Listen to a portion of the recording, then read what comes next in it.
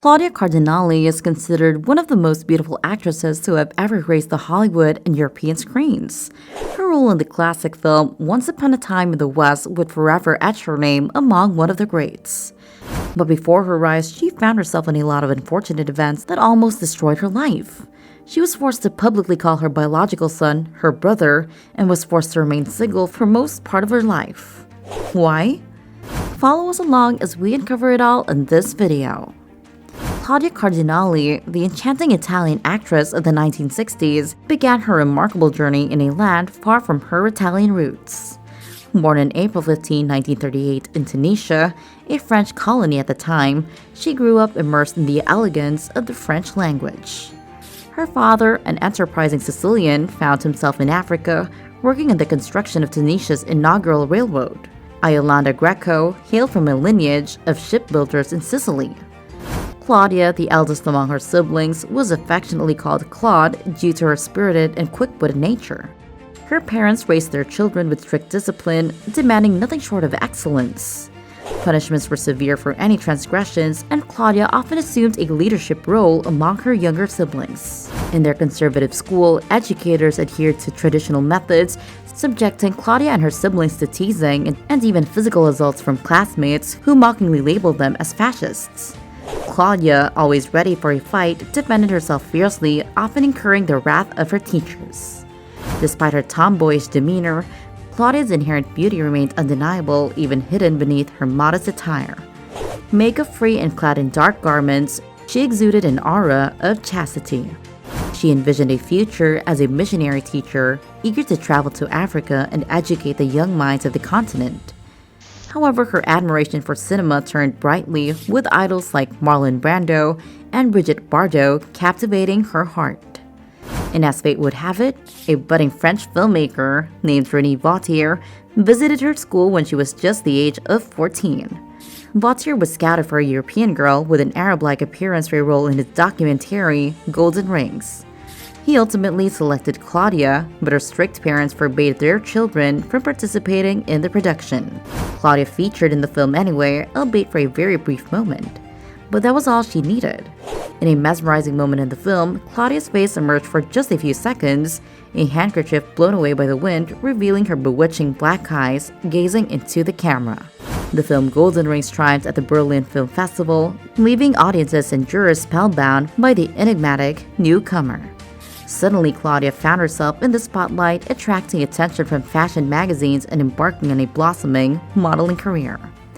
It was during this time that the renowned Egyptian actor Omar Sharif took notice of Claudia. He approached Jacques Baratier, a director, and proposed casting her in his historical movie Goha. Intrigued by Claudia's unique allure, the director sought her father's permission to feature her in the film. Her father, now a convert, readily agreed. And this would be the start of great things for Claudia. But her main journey into acting wasn't planned. It was just a product of circumstances. It all began during a beauty contest where Claudia and her sister were selling lottery tickets close to the stage. A perceptive member of the jury caught sight of Claudia and declared her the winner, whisking her onto the stage and crowning her the most beautiful girl in the contest she wasn't even participating in. As a reward for an unexpected triumph, Claudia was granted a visit to the esteemed Venice Film Festival in 1957. It was here that Claudia caught the attention of directors and producers who extended offers for small roles and auditions. Initially hesitant, Claudia turned down these opportunities. However, one man, Franco Cristaldi, recognized her immense potential and offered her a 7-year contract with his company, Vita Cinematografica, although for secondary roles. The contract stipulated that she could not cut her hair, gain weight, or get married. Remarkably, this partnership proved to be mutually beneficial, with Claudia receiving numerous significant roles and the company reaping financial rewards. Then something really strange happened. Prior to another beauty contest, Claudia began to notice a suspicious man tailing her. He lurked around after her classes and followed her everywhere, instilling deep fear in the young beauty. One day, a friend introduced Claudia to a young man who appeared harmless, and she agreed to join him for a party with his girlfriend. As they entered his car, he took a different route. They ventured outside the city where the man committed a heinous act of violation against Claudia. Threatening her into silence, she was terrified to confide in her parents immediately. Soon, it became apparent that she was carrying a child. When the man met Claudia, he proposed getting rid of the baby, but she vehemently refused. With her pregnancy reaching its 7th month, it became nearly impossible to conceal her growing belly. Claudia finally confided in Cristaldi, offering to end their collaboration. Yet Franco reassured her and devised a plan to keep her pregnancy a secret from everyone else. Additionally, he confronted Claudia's furious parents, who became estranged from her daughter. Urgent measures were required, and the producer sent Claudia to the capital of Great Britain, where she gave birth to baby Patrick in October 1958. To the public, Patrick was presented as Claudia's younger brother to maintain the actress's reputation and honor the terms of her contract, and she embraced the charade. Patrick's true maternal identity remained concealed until he turned 8. By then, it was too late, and the mother-son bond they longed for failed to materialize. When she returned to Rome, Claudia Cardinali found herself battling the overwhelming pace of the city. The city's chaotic rhythm left her feeling despondent and unable to adjust.